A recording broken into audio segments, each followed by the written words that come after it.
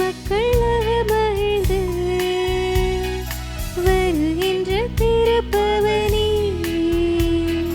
திருச்சபை இணைந்து கிறிஸ்துவோடு தருமே தகப்பனே வாராயிரு திருக்குலமே வாழ்வாய் பேருடனே வாராயிரு திருக்குலமே வாழ்வாய் பேருடனே.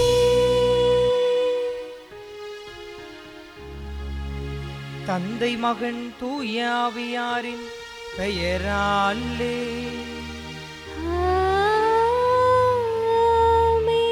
நம் ஆண்டவராகிய இயேசு கிறிஸ்துவின் அருளும் கடவுளின் அன்பும் தூய ஆவியாரின் நட்புறவும் உங்கள் அனைவரோடும் இருப்பதாக. ஆன்மாவோடும் இருப்பதாக. இறைவனேசுவில் அன்புக்குரியவர்களை, இறைவன் கொடுத்திருக்கின்ற இந்த இனிய நாளில் கடந்த நாள் முழுவதும் கடவுள் நமக்கு செய்த எல்லா நன்மைகளையும் நன்றியோடு நினைவு கூர்ந்து நன்றியின் பள்ளியாக இப்பள்ளியை நாம் இணைந்து ஒப்பு கொடுப்போம்.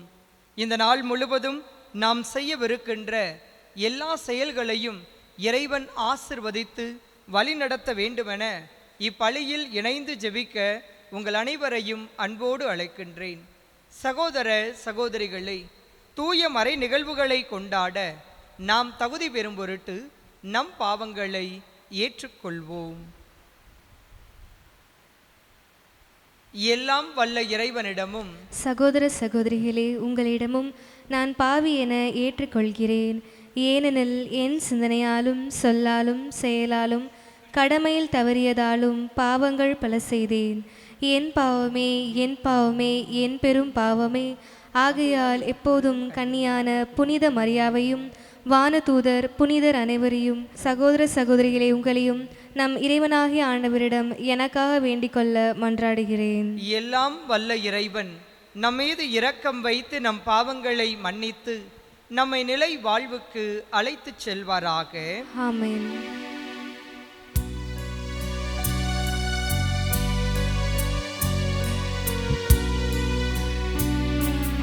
ஆண்டவரே இரக்கமாயிரும்.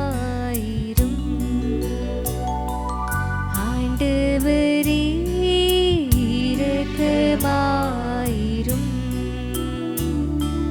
கிறிஸ்துவே இரக்கமாயிரும். கிறிஸ்துவே இரக்கமாயிரும்.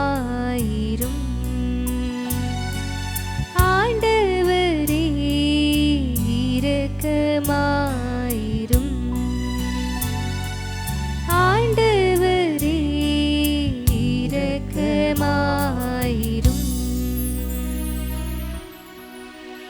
மன்றாடுவோமாக. என்றென்றுமுள்ள எல்லாம் வல்ல இறைவா, நீர்வுளம் கனிந்தவும் அடியவர்களாகிய எங்களில் உமது அருள் கொடைகளை பெருகச் செய்தருளும். இவ்வாறு நம்பிக்கை, எதிர்நோக்கு, அன்பு ஆகியவற்றால் நாங்கள் பற்றி எறிந்து உம் கட்டளைகளை விழிப்புடனும் ஆர்வத்துடனும் இன்றும் என்றும் கடைபிடிக்க செய்தருள்வீராக. உம்மோடு தூய ஆவியாரின் ஒன்றிப்பில் இறைவனாய் என்றென்றும் வாழ்ந்து ஆட்சி செய்கின்ற அவர் வழியாக உம்மை மன்றாடுகின்றோம்.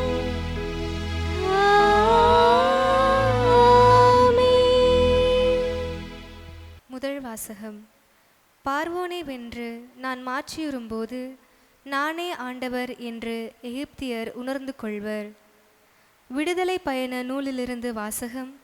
அதிகாரம் 14, இறை திருவசனங்கள் 5-18 முடிய. அந்நாளில் மக்கள் ஓடி போய்விட்டார்கள் என எகிப்திய மன்னருக்கு அறிவிக்கப்பட்ட போது பார்வோனின் மனமும் அவன் ஆளுநரின் மனமும் இம்மக்களை பொறுத்தமட்டில் மாற்றம் கண்டது. நாம் இப்படி செய்துவிட்டோமே, நமக்கு ஊழியம் செய்த இஸ்ரேலரை ஏன்தான் அனுப்பிவிட்டோம் என்று அவர்களை பேசிக்கொண்டனர். எனவே அவன் தன் தேரை பூட்டி தன் ஆள்களையும் கூட்டிக் கொண்டு கிளம்பினான். தேர்ந்தெடுக்கப்பட்ட 600 தேர்களையும் மற்றும் எகிப்திலிருந்து எல்லா தேர்களையும் அவற்றின் படைத்தலைவர்கள் அனைவரையும் கூட்டிக் கொண்டு புறப்பட்டான். ஆண்டவர் எகிப்திய மன்னராகிய பார்வோனின் மனம் இறங்கிவிடச் செய்தார். அவனும் இஸ்ரேல் மக்களை துரத்தி சென்றான். இஸ்ரேல் மக்களோ வெற்றி கை உயர்த்தியவாறு சென்று கொண்டிருந்தன. பார்வோனின் குதிரைகள், தேர்கள், குதிரை வீரர்கள், படை ஆகியவை அனைத்தோடும் எகிப்தியர் அவர்களை துரத்தி சென்று பாகால் செபோனோக்கு எதிரே உள்ள பிகப்பிரேத்தின் எதிரே கடலில் அருகே பாளையம் இறங்கியிருந்த அவர்களை நெருங்கினர். பார்வோன் நெருங்கி வந்து கொண்டிருக்க இஸ்ரேல் மக்களும் தம் கண்களை உயர்த்தி எகிப்தியர் தங்களை பின்தொடர்ந்து வந்து கொண்டிருப்பதை கண்டனர். பெரிதும் அச்சமுற்றவராய் இஸ்ரேல் மக்கள் ஆண்டவரை நோக்கி இக்குரல் எழுப்பினர். அவர்கள் மோசேயை நோக்கி, எகிப்தில் சவக்குழிகள் இல்லை என்றா நீர் எங்களை பாலை நிலத்தில் சாவதற்கு இழுத்து வந்தீர்? எகிப்திலிருந்து எங்களை வெளியேற்றி இப்படி எங்களுக்கு செய்துவிட்டீரே. எங்களை விட்டுவிடும், நாங்கள் எகிப்தியர்களுக்கு ஊழியம் செய்வோம் என்பதுதானே எகிப்தில் நாங்கள் உம்மிடம் கூறிய வார்த்தை. ஏனெனில் பாலை நிலத்தில் செத்தொழிவதை விட எகிப்தியருக்கு ஊழியம் செய்வதே எங்களுக்கு நலம் என்றார். மோசே மக்களை நோக்கி, அஞ்சாதீர்கள், நிலை குலையாதீர்கள். இன்று ஆண்டவர் தாமே உங்களுக்கு ஆற்றும் விடுதலை செயலை பாருங்கள். இன்று நீங்கள் காணும் எகிப்தியரை இனிமேல் என்றுமே காணப்போவதில்லை. ஆண்டவரே உங்களுக்காக போரிடுவார். நீங்கள் அமைதியாயிருங்கள் என்றார். ஆண்டவர் மோசேயை நோக்கி, ஏன் என்னை நோக்கி அழ வேண்டும்? முன்னோக்கி செல்லும்படி இஸ்ரேல் மக்களிடம் சொல். கோலை உயர்த்தி பிடித்தவாறு உம் கையை கடல் மேல் நீட்டி அதனை பிரித்துவிடும். இஸ்ரேல் மக்கள் கடல் நடுவே உலர்ந்து தரையில் நடந்து செல்வார்கள். நான் எகிப்தியரின் மனதை கடினப்படுத்துவேன். அவர்கள் இஸ்ரேலை பின்தொடர்ந்து செல்வார்கள். அப்போது பார்வோனையும் அவனுடைய படைகள், தேர்கள், குதிரை வீரர்கள் அனைவரையும் வென்று நான் மாற்றியுறுவேன். பார்வோனையும் அவன் தேரையும் குதிரை வீரர்கள் அனைவரையும் வென்று நான் மாற்றியுறும்போது நானே ஆண்டவர் என்று எகிப்தியர் உணர்ந்து கொள்வர் என்றார். ஆண்டவரின் அருள்வாக்கு. இறைவனுக்கு நன்றி. ஆண்டவருக்கு புகழ் பாடுவேன், ஏனெனில் மாட்சியுடன் வெற்றி பெற்றார். ஆண்டவருக்கு புகழ் பாடுவேன், ஏனெனில் மாட்சியுடன் வெற்றி பெற்றார். ஆண்டவருக்கு நான் புகழ் பாடுவேன், ஏனெனில் அவர் மாட்சியுடன் வெற்றி பெற்றார். குதிரையும் குதிரை வீரனையும் கடலுக்கு அமிழ்த்து விட்டார். ஆண்டவரே என் ஆற்றல், என் பாடல், அவரே என் விடுதலை. என் கடவுள் ஆண்டவரே நான் புகழ்ந்தேத்துவேன். அவரே என் மூதாதையரின் கடவுள். அவரை நான் ஏற்றி போற்றுவேன். ஆண்டவருக்கு புகழ் பாடுவேன், ஏனெனில் மாட்சியுடன் வெற்றி பெற்றார். போரில் வல்லவர் ஆண்டவர், ஆண்டவர் என்பது அவர் பெயரா. பார்வோனின் தேர்களையும் படை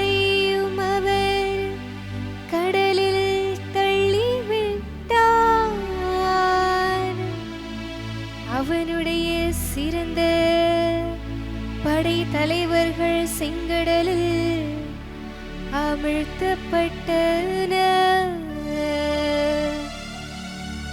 ஆண்டவருக்கு புகழ் பாடுவேன், ஏனெனில் மாட்சியுடன் வெற்றி பெற்றார். ஆண்டவருக்கு புகழ் பாடுவேன், ஏனெனில் மாட்சியுடன் வெற்றி பெற்றார்.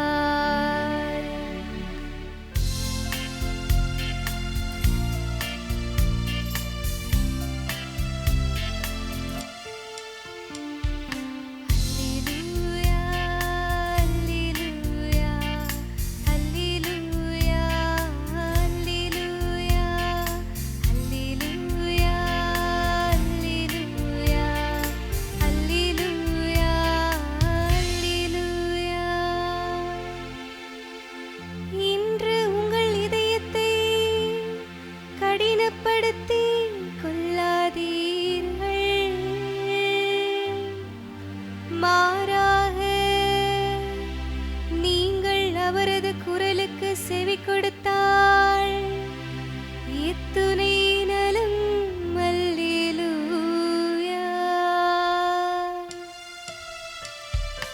அல்லேலூயா, அல்லேலூயா, அல்லேலூயா, அல்லேலூயா. ஆண்டவர் உங்களோடு இருப்பாராக. உம் ஆன்மாவோடும் இருப்பாராக. மத்தேயு எழுதிய தூய நற்செய்தியிலிருந்து வாசகம். ஆண்டவரே, மாட்சி உமக்கே. அதிகாரம் 12, இறை வசனங்கள் 38 42 முடிய. அக்காலத்தில் மறைநூல் அறிஞர் சிலரும் பரிசேயர் சிலரும் இயேசுவுக்கு மறுமொழியாக, போதகரை, நீர் அடையாளம் ஒன்று காட்ட வேண்டும் என விரும்புகிறோம் என்றனர். அதற்கு அவர் கூறியது, இந்த தீய விபச்சார தலைமுறையினர் அடையாளம் கேட்கின்றனர். இவர்களுக்கு இறை வாக்கினரான யோனாவின் அடையாளத்தை தவிர வேறு அடையாளம் எதுவும் கொடுக்கப்பட மாட்டாது. யோனா 3 பகலும் 3 இரவும் ஒரு பெரிய மீனின் வயிற்றில் இருந்தார். அவ்வாறே மானிட மகனும் 3 பகலும் 3 இரவும் நிலத்தின் உள்ளே இருப்பார். தீர்ப்பு நாளில் நினிவே மக்கள் இத்தலைமுறையினரோடு எழுந்து இவர்களை கண்டனம் செய்வார்கள். ஏனெனில் யோனா அறிவித்த செய்தியை கேட்டு அவர்கள் மனம் மாறியவர்கள். ஆனால் இங்கிருப்பவர் யோனாவை விட பெரியவர் அல்லவா? தீர்ப்பு நாளில் தென்னாட்டு அரசி இத்தலைமுறையினரோடு எழுந்து இவர்களை கண்டனம் செய்வார். ஏனெனில் அவர் சாலமோனின் ஞானத்தை கேட்க உலகின் கடைகோடியிலிருந்து வந்தவர். ஆனால் இங்கிருப்பவர் சாலமோனிலும் பெரியவர் அல்லவா? ஆண்டவரின் அருள் வாக்கு. கிறிஸ்துவே உமக்கு புகழ். இறைவனேசுவில் அன்புக்குரியவர்களை, இந்த நாள் இனிய நாளாக அமைய உங்களுக்காக இத்திருப்பலியை நிறைவேற்றி ஜெபிக்கின்ற இந்த வேளையில் இன்றைய நாள் இறை வார்த்தையின் அடிப்படையில் ஆண்டவரின் அருளை குறித்து சிந்திக்க நாம் அனைவரும் அழைக்கப்படுகின்றோம். ஆண்டவர் இயேசுவில் அன்புக்குரியவர்களே, ஒரு ஊரில் ஒரு கணவன் மனைவி இருந்தார்கள். இருவரும் புதிதாக திருமணம் முடித்த நிலையில் பலரும் வந்து பலவிதமான வாழ்த்துச் செய்திகளை இருவரிடத்திலும் பகிர்ந்துவிட்டு நகர்ந்தபோது கணவரின் காதில் அவரது நண்பர்கள் சிலர் சிலவற்றை சொல்லிவிட்டு சென்றார்களாம். கல்யாணமான புதுசில் மனைவியை ரொம்பவும் பாராட்டிராத, அப்புறம் வாழ்க்கையில் ரொம்ப கஷ்டப்படுவ அப்படின்னு சொல்லி போகிற போக்கில் விளையாட்டாக சொல்லிவிட்டு நகர்ந்தார்களாம். 1000 பேர் 1000 காரியங்கள் சொல்லி இருக்க இந்த ஒன்றை மட்டும் அந்த மணமகனாக இருந்தவர் மனதிலேயே வைத்து கொண்டிருந்தாராம். திருமணம் முடித்த ஓரிரு நாட்களில் முதலாக தன் கணவனுக்காக மனைவி சமைத்து கொண்டு வந்து சமையலை வைத்து சமைத்ததையெல்லாம் வைத்து கணவனுக்கு பரிமாறிய போது அனைத்தையும் ருசித்து சாப்பிட்டு கொண்டிருந்தானாம். அவனுடைய மனதுக்குள் ஒரு எண்ணம் ஓடிக்கொண்டே இருந்ததாம், ஏதாவது ஒரு குறை சொல்லிடணும் அப்படின்னு சொல்லிட்டு யோசிச்சு பார்த்துக்கிட்டே எல்லாமே நல்லா இருக்குது, எதை குறை சொல்கிறதுனே தெரியாமல் கடைசியாக மனைவியை பார்த்து, முட்டையில் ஆம்லேட் போட்டிருந்த அந்த முட்டையை அவிச்சு வச்சுருந்தீங்கன்னா ரொம்ப நல்லா இருந்திருக்கும் அப்படின்னு சொன்னாராம். உடனே அந்த மனைவியும் சரிங்க, அடுத்த முறை சரி பண்ணிக்கிறேன் அப்படின்னு சொல்லிட்டு நகர்ந்துட்டாங்க. அடுத்த நாள் மீண்டுமாக சாப்பிட அமர்ந்திருக்கிற போது விதவிதமான சமையலை எல்லாம் செய்து தயாரித்து வைத்திருந்தாராம். அன்னைக்கு எல்லாத்தையும் ரசித்து ருசித்து சாப்பிட்ருக்காரு. எல்லாமே ரொம்ப நல்லா இருந்திருக்கு. ஏதாவது ஒரு குறை சொல்லணுமே அப்படின்னு சொல்லிட்டு பார்த்தாராம். அந்த அம்மா முட்டையை அவிச்சு வச்சுருந்துருக்குறாங்க. அப்போ அவர் சொன்னாராம், இந்த முட்டையை வந்துட்டு நீ பொறிச்சு வச்சுருந்தீங்கன்னா இன்னும் கொஞ்சம் நல்லா இருந்திருக்கும் அப்படின்னு சொன்னாராம். இந்த அம்மாவுக்கு ஒரே குழப்பம். நேற்று முட்டையை அவிச்சு வையின்னு சொன்னார், இன்றைக்கி முட்டையை பொறிச்சு வையின்னு சொல்கிறாரு, ரெண்டையும் மாற்றி மாற்றி சொல்கிறாரு, என்ன பண்ணுறது அப்படின்னு யோசிச்சுட்டு 3வது நாள் சாப்பாடு போடும்போது முட்டையை அவிச்சும் வச்சுட்டாங்க, பொறிச்சு வச்சுருந்தாங்களாம். அவரும் நல்லா உட்காந்து சாப்பிட்டு முடிச்சிட்டாரு. இன்றைக்கி என்னடா குறை சொல்கிறதுன்னு யோசிச்சு பார்த்தாராம். எதுலையுமே குறை சொல்ல முடியாத ஒரு நிலை. ஆனாலும் கூட மனைவியை கூப்பிட்டு, இன்றைக்கி அவிச்சு வச்சிருக்க பற்றியா, இந்த முட்டையை தான் நீ பொறிச்சிருக்கணும், பொறிச்சு வச்சிருக்க பற்றியா, அந்த முட்டையை தான் நீ அவிச்சு வச்சிருக்கணும் அப்படின்னு சொல்லி வேடிக்கையாக அவர் சொன்னாராம். ஒருவரிடத்தில் குறை காண வேண்டும், குற்றம் சொல்ல வேண்டும் என எண்ணி விட்டால் அவர்கள் செய்கிற எல்லா விதமான நன்மைத்தனங்களையும் ஓரம் கட்டிவிட்டு சின்ன சின்ன செயல்களை தேடி கண்டுபிடித்து குறை சொல்லுகிற ஒரு போக்கானது இந்த சமூகத்தில் நாளுக்கு நாள் அதிகரிக்கிறது. இது இயேசுவின் வாழ்விலும் வெளிப்பட்டது. ஆண்டவர் இயேசுவை குறித்து விவிலியம் சொல்லுகிறது, அவர் சென்ற இடமெல்லாம் நன்மை செய்தார் என்று. 1000 நன்மைத்தனங்களை அவர் செய்த போதும் கூட அவரிடத்தில் குறை காணுகின்ற மனநிலையோடு ஏதாவது ஒன்று சொல்லிவிட மாட்டாரா, அரசரிடத்தில் இவரை கொண்டு போய் நிறுத்தி விடலாம் என்ற மனநிலையோடு அவரை நெருங்கியவர்கள் அதிகம். அப்படிப்பட்ட மக்களுக்கு மத்தியிலும் கூட ஆண்டவர் நன்மைகளை மட்டும் எடுத்துரைப்பவராக தன் வாழ்வை அமைத்து கொண்டார். இந்த இயேசுவின் மனநிலையை கொண்டவர்களாகத்தான் இன்று நீங்களும் நானும் இருக்க வேண்டும் என்பது இறைவார்த்தை தருகின்ற செய்தியாக அமைகிறது. இன்று நாம் வாசிக்கப்பட்ட முதல் வாசகத்தில் இஸ்ரேல் மக்கள் அடிமைத்தனத்தில் இருந்தார்கள். பலவிதமான துன்பங்கள், கண்ணீரோடு அவர்கள் கடவுளை மட்டுமே தங்களுடைய கடைசி நம்பிக்கையாக பார்த்தார்கள். இந்த கடவுளால் மட்டுமே இந்த அடிமைத்தனத்திலிருந்து தங்களை மீட்டுச் செல்ல முடியும் என நம்பினார்கள். அதன் அடிப்படையில் கண்ணீரோடு கடவுளை நோக்கி அவர்கள் குரல் எழுப்பினார்கள். அவர்களின் அழுகுரலுக்கு இறைவன் செவி கொடுத்து மோசேவை அழைத்து இந்த மோசே வழியாக அவர்களை அடிமைத்தனத்திலிருந்து மீட்டு வருவதற்காக அனுப்பி வைத்தார். இந்த மோசேவின் வார்த்தைகளை கேட்டு பார்வோன் மன்னனும் மனம் இலகியவனாய் இஸ்ரேல் மக்கள் அனைவரையுமே அடிமைத்தனத்திலிருந்து விடுவிக்கிறேன் என்று சொல்லி அவர்களை நாட்டிலிருந்து வெளியேறுமாறு சொல்ல அவர்களை அழைத்து கொண்டு செங்கடல் நோக்கி நகருகின்ற வேளையில் பார்வோனின் மனம் மீண்டுமாக கடினப்பட்டது. இந்த மக்கள் சென்று விட்டால் யார் அடிமை வேலை பார்ப்பது, மீண்டுமாக அவர்களை பிடித்து வாருங்கள் என்று சொல்லி தன் படைகளை அவர் அனுப்பி வைத்தார். அந்த படைகள் அவர்களை நோக்கி வந்து கொண்டிருந்த சூழல், ஒருபுறம் கடல், மறுபுறம் நிலம். இந்த நிலத்தில் இருந்து ஓடுவதற்கு இயலாத ஒரு சூழல். அதற்கேற்ற வகையில் பார்வோனின் படைகள் நெருங்கி வந்து கொண்டிருக்கிறது. இப்படிப்பட்ட நேரத்தில் அடிமைத்தனத்திலிருந்து மீட்டு வந்த அந்த கடவுளை அவர்கள் மறந்து போனவர்களாக மோசேவை பார்த்து பலவிதமான வார்த்தைகளை அவர்கள் கொடுக்கிறார்கள். பேசாமல் நாங்கள் அங்கே இருந்திருக்கலாம், அடிபட்டு கொண்டு இருந்திருந்தால் கூட இருந்திருப்போம். எங்களுக்கு விடுதலை தருவதாக அழைத்து வந்து ஒரு கடல் மத்தியில் நிறுத்திவிட்டாய், இனி எங்கு செல்வது? மீண்டுமாக இந்த பார்வோன் மன்னரின் அடிமைகளாக நாங்கள் மாறப்போகிறோம். எங்களுக்கு இதுவை விட பெரிய துன்பம் வேறு எதுவும் இருக்க இயலாது. எங்களை துன்பத்தின் எல்லைக்கு நீ கொண்டு வந்து நிறுத்திவிட்டாய் என்று சொல்லி பலவிதமான வசை மொழிகளை அவர்கள் மோசேக்கு எதிராக எடுத்துரைத்த போது மோசே அவர்களை பார்த்து சொல்லுவார், நீங்கள் இன்று கடவுளின் அருளை கண்டுகொள்வீர்கள், அமைதியோடு காத்திருங்கள், அழைத்து வந்த கடவுள் நம்மை கரம் பிடித்து வழி நடத்துவார் என்ற உறுதிவாட்டோடு அச்சத்தோடும் குழப்பத்தோடும் இருந்த அந்த மக்களுக்கு அவர் ஆறுதல் மொழிகளை தருகிறார். கடவுளோடு அவர் மன்றாடுகிற போது கடவுளுடைய ஆற்றலால் செங்கடல் 2ஆக விரிய உலர்ந்த தரையில் அவர்கள் நடந்து சென்றார்கள். கடலின் மறுகரைக்கு அவர்கள் சென்றபோது அவர்களை துரத்தி வந்து கொண்டிருந்த அனைத்து படைகளும் கடலின் நடுவே வர கடல் மீண்டுமாக இணைந்து அவர்கள் அனைவரின் கண் முன்பாகவே அழித்தொழிப்பதற்காக வந்த பார்வோனின் படைகள் அனைத்தும் கடலில் மூழ்கியதை அவர்கள் அனைவரும் கண்ணார கண்டார்கள். கடவுள் தங்கள் வாழ்வில் செய்த மாபெரும் செயலாகிய இச்செயலை கண்ட போதும் கூட அவர்களின் வாழ்வு கடவுளின் மீது நம்பிக்கை கொண்ட ஒரு வாழ்வாக இருக்கவில்லை. மீண்டும் மீண்டுமாக இந்த கடவுளிடத்தில் குறை காண்பவர்களாக, கடவுளின் சார்பாக செயல்படுகிற மோசேவிடத்தில் பலவிதமான குறைகளை மட்டும் எடுத்துரைப்பவர்களாக தங்கள் வாழ்நாளை அவர்கள் அமைத்து கொண்டார்கள். எனவேதான் இஸ்ரேல் மக்களை பற்றி சொல்லுகிற போது கடின உள்ளத்தினர் என்று அவர்களை பற்றி விவிலியம் சுட்டி காட்டுகிறது. ஆயிரக்கணக்கான நன்மைகளை இறைவன் செய்த போதும் கூட அந்த நன்மைகளை எல்லாம் ஓரம் கட்டிவிட்டு தங்களுக்குள் இருக்கிற சின்னஞ்சிறிய குறைகளை மட்டுமே மையப்படுத்தி அதை பெரிதுபடுத்தி நகருகின்ற மனிதர்களாக அன்று இஸ்ரேல் மக்கள் இருந்தார்கள். இன்று அதே வழியில் செயல்படுகிற பல மனிதர்கள் நம்மத்தியிலும் உண்டு. ஆண்டவர் இயேசுவின் வாழ்வை நாம் திருப்பி பார்க்கிற போதும் கூட, அவர் நன்மைகளை செய்த போதும் கூட சிலர் அவரை நெருங்கி வந்து, நீர் எங்களுக்கு அடையாளம் காட்ட வேண்டும், நீர் காட்டுகிற அடையாளத்தை வைத்துத்தான் நீர் யார் என்பதை நாங்கள் அறிந்து கொள்வோம் என்றெல்லாம் சொல்லுகிற போது அவர் அவர்களுக்கு யோனாவை சுட்டி காட்டுகிறார்.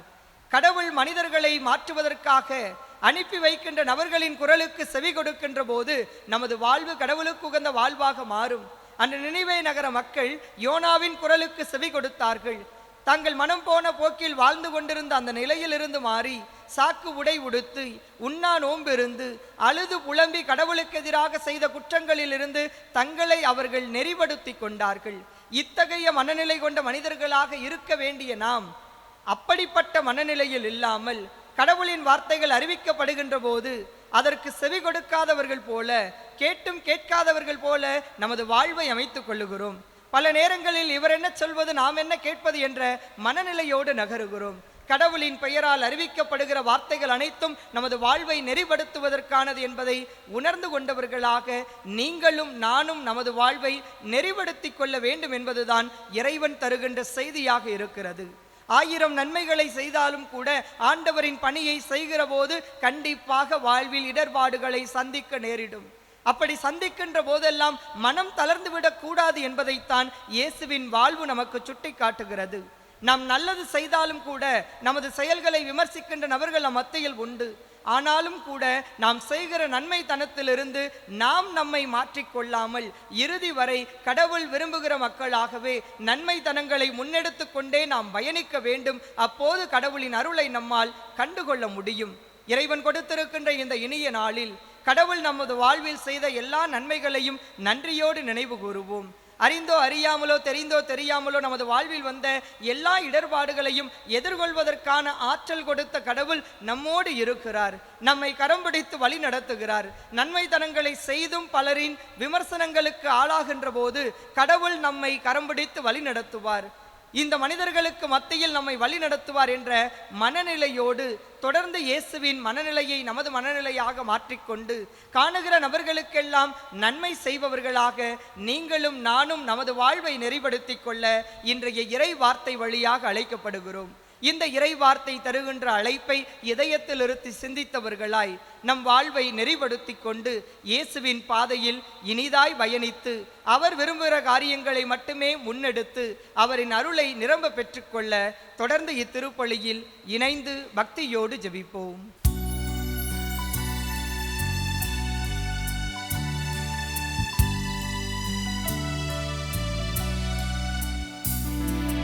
அருளான வாழ்வு இருளானதாலே திரியாய் மேற்றி வைத்தோம். அருளான வாழ்வு இருளானதாலே திரியாய் மேற்றி வைத்தோம். திரியாக கருகி மெழுகாக உருகி திரியாக கருகி மெழுகாக உருகி பரியாக வைத்தோம் ஆண்டவனே. புது ஒளியாக மாற்றும் தூயவனே. அன்போடு வந்தோம் காணிக்கை தந்தோம் கனிவோடு ஈர்ப்பாய் ஆண்டவரே. உம் பலியோடு சேர்ப்பாய் தூயவனே. சகோதர சகோதரிகளை, என்னுடையதும் உங்களுடையதுமான இப்பலி எல்லாம் வல்ல தந்தையாகிய இறைவனுக்கு ஏற்றதாகும்படி மன்றாடுங்கள். ஆண்டவர் தமது பெயரின் புகழ்ச்சிக்காகவும் மாட்சிக்காகவும் நமது நன்மைக்காகவும் புனித திரு அவை அனைத்தின் நலனுக்காகவும் உமது கையிலிருந்து இப்பலியை ஏற்றுக்கொள்வாராக. இறைவா, பழைய ஏற்பாட்டு பல்வேறு பலிகள் உம் திருமகனின் நிறைவான ஒரே வழியில் முழுமை பெற செய்தீர். ஆபேலின் காணிக்கைகள் மீது ஆசி வழங்கி புனிதப்படுத்தியது போல உமது மாட்சியின் மேன்மைக்காக இறை பற்றுள்ள உம் அடியவர்கள் ஒவ்வொருவரும் செலுத்தும் இப்பலியை ஏற்று அது அனைவரின் மீட்புக்கும் பயன்பட செய்தருள்வீராக. எங்கள் ஆண்டவராகிய கிறிஸ்து வழியாக உம்மை மன்றாடுகின்றோம். ஆமென். ஆண்டவர் உங்களோடு இருப்பாராக. உம் ஆன்மாவோடும் இருப்பாராக. இதயங்களை மேலே எழுப்புங்கள். ஆண்டவரிடம் எழுப்பியுள்ளோம். நம் இறைவனாகிய ஆண்டவருக்கு நன்றி கூறுவோம். அது தகுதியும் நீதியும் ஆனதே. ஆண்டவரே, தூயவரான தந்தையே, என்றுமுள்ள எல்லாம் வல்ல இறைவா, எங்கள் ஆண்டவராகிய கிறிஸ்து வழியாக எந்நாளும் எவ்விடத்திலும் நாங்கள் உமக்கு நன்றி செலுத்துவது மெய்யாகவே தகுதியும் நீதியுமாகும். எங்கள் கடமையும் மீட்புக்கு உரிய செயலுமாகும். கிறிஸ்துவின் இறப்பினை நாங்கள் அன்போடு கொண்டாடுகின்றோம். உயிர்ப்பினை உயிராற்றல் உள்ள நம்பிக்கையோடு அறிக்கையிடுகின்றோம். மாட்சியுடன் அவர் மீண்டும் வருவார் என உறுதியோடு எதிர்நோக்குகின்றோம். ஆகவே புனிதர் வானதூதர் அனைவரோடும் சேர்ந்து நாங்கள் உம்மை புகழ்ந்தேத்தி முடிவின்றி சொல்லுவதாவது: தூயவர் தூயவர் தூயவர், வான் படைகளின் கடவுளாம் ஆண்டவர். விண்ணகமும் மன்னகமும் உமது மாட்சியால் நிறைந்துள்ளன. உன்னதங்களிலே ஓசன்னா. ஆண்டவர் பேரால் வருகிறவர் ஆசீர் பெற்றவர். உன்னதங்களிலே ஓசன்னா. ஆண்டவரே, நீர் மெய்யாகவே தூயவர், தூய்மை அனைத்திற்கும் ஊற்று. ஆகவே உம்முடைய ஆவியை பொழிந்து இக்காணிக்கைகளை தூய்மைப்படுத்த உம்மை வேண்டுகிறோம். இவ்வாறு எங்கள் ஆண்டவர் இயேசு கிறிஸ்துவின் உடலும் இரத்தமுமாக எங்களுக்கு இவை மாறுவனவாக. அவர் பாடுபட உளம் கனிந்து தம்மை கையளித்த போது அப்பத்தை எடுத்து நன்றி செலுத்தி அதை பிட்டு தம் சீடர்களுக்கு அளித்து அவர் கூறியதாவது: அனைவரும் இதிலிருந்து பெற்று உண்ணுங்கள், ஏனெனில் இது உங்களுக்காக கையளிக்கப்படும் என் உடல்.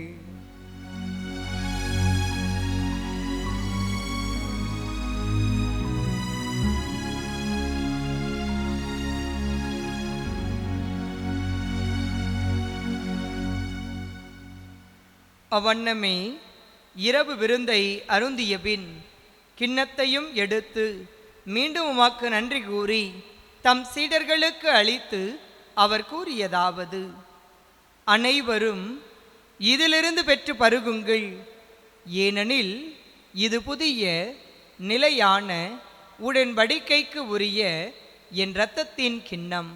இது பாவ மன்னிப்புக்கென்று உங்களுக்காகவும் பலருக்காகவும் சிந்தப்படும். இதை என் நினைவாகச் செய்யுங்கள்.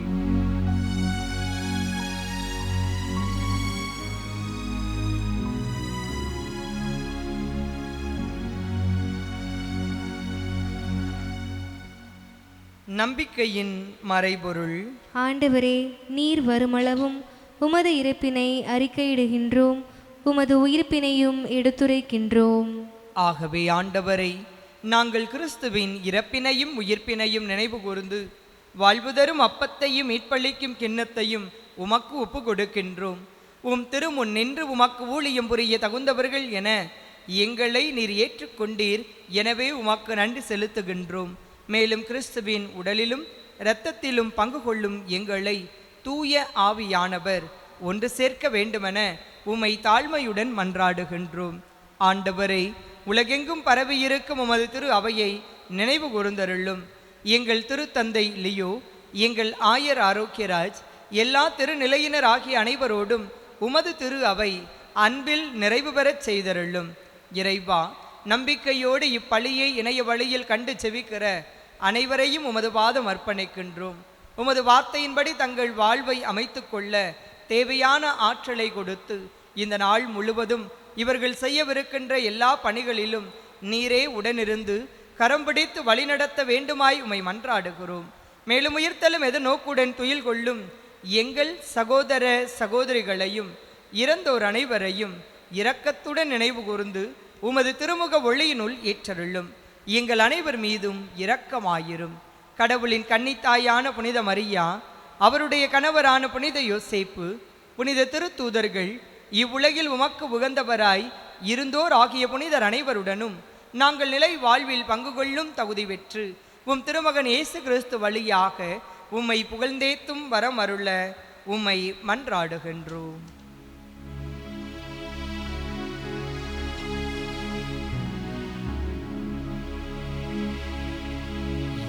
வழியாக இவரோடு இவரில் எல்லாம் வல்ல இறைவனாகிய தந்தையே, தூய ஆவியாரின் ஒன்றிப்பில் எல்லா புகழும் மாட்சியும் என்றென்றும் உமக்கு உரியதே.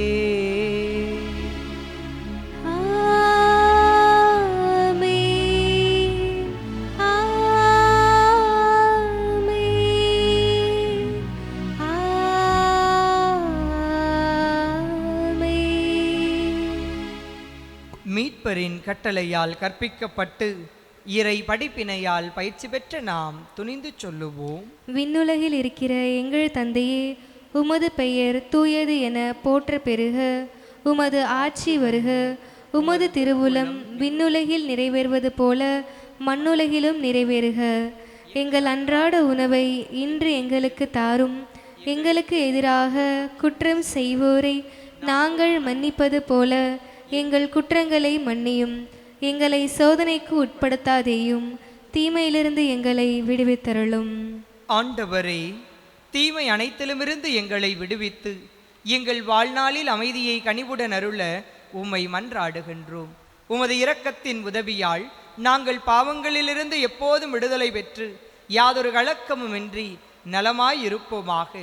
நாங்கள் எதிர்நோக்கி இருக்கும் பேரின்பத்திற்காகவும் எம் மீட்பராகிய இயேசு கிறிஸ்துவின் வருகைக்காகவும் காத்திருக்கின்றோம். ஏனெனில் ஆட்சியும் வல்லமையும் மாட்சியும் என்றென்றும் உமதே. ஆண்டவரே இயேசு கிறிஸ்துவே, அமைதியை உங்களுக்கு விட்டுச் செல்கிறேன், என் அமைதியையே உங்களுக்கு அளிக்கின்றேன் என்று உம் திரு தூதர்களுக்கு மொழிந்தீரே. எங்கள் பாவங்களை பாராமல் உமது திரு அவையின் நம்பிக்கையை கண்ணோக்கி உமது திருவுளத்திற்கு ஏற்ப அதற்கு அமைதியையும் ஒற்றுமையையும் அளித்தொள்வீராக. என்றென்றும் வாழ்ந்து ஆட்சி செய்கின்றவர் நீரே.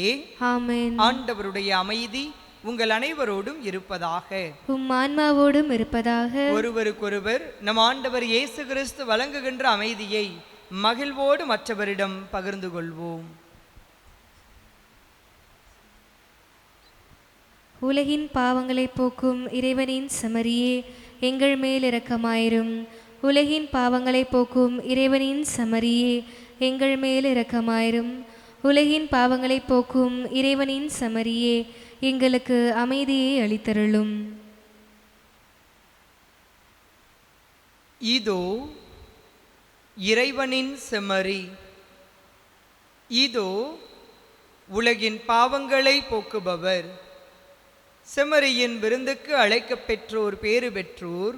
ஆண்டவரே, நீர் என் இல்லத்தில் எழுந்தருள நான் தகுதியற்றவள். ஆனால் ஒரு வார்த்தை மட்டும் சொல்லியருளும், எனது ஆன்மா நலமடையும். ஆசை திருவிருந்துக்கான மன்றாட்டு. ஆண்டவரே, நீர் என் இல்லத்தில் எழுந்தருள நான் தகுதியற்றவள். ஆனால் ஒரு வார்த்தை மட்டும் சொல்லியருளும் என்று நூற்றுவர் தலைவன் ஜெபித்தது போல நாங்களும் இப்போது உம் திருப்பாதம் பணிந்து வேண்டுகிறோம். இனிய இயேசுவே, நாங்கள் தகுதியற்றவர்களாய் இருந்தாலும் எங்கள் தகுதியின்மையை பாராமல் நீர் எங்கள் உள்ளங்களில் எழுந்து வாரும். உம் அன்பிலும் அருளிலும் நாங்கள் நிலைத்திருக்க எம்முள் எழுந்து வாரும். நன்மை செய்வதில் ஆர்வமுள்ளவர்களாய் தீமைகள் அனைத்திலிருந்தும் விடுதலை பெற்றவர்களாய் வாழவும் எங்களை வழிநடத்த வாரும். எல்லா நலன்களாலும் வளங்களாலும் எங்களை நிரப்ப வாரும். ஆமென். நன்றி கூறி மன்றாடுவோமாக. ஆண்டவரே, விண்ணகமறை நிகழ்வுகளால் நீர் நிறைவு செய்தவும் மக்களுடன் கனிவாய் தங்கியிருக்கவும் உம்மை வேண்டுகின்றோம். பழைய நிலையிலிருந்து வாழ்வின் புதிய நிலைக்கு நாங்கள் என்றும் என்றும் கடந்து செல்ல அருள் புரிவீராக. எங்கள் ஆண்டவராகிய கிறிஸ்து வழியாக உம்மை மன்றாடுகின்றோம்.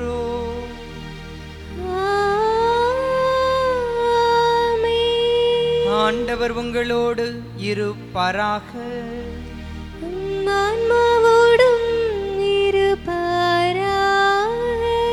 எல்லாம் வல்ல இறைவன் தந்தை, மகன், தூய ஆவியார் உங்கள் ஒவ்வொருவரையும் ஆசீர்வதிப்பாராக.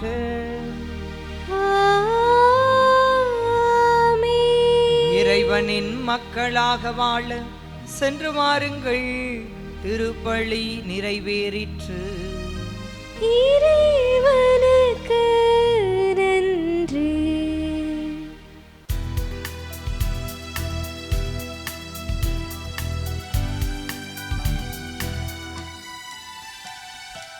அமலூர் பவி அருள் நீரை தாயே வாழ்க வாழ்க.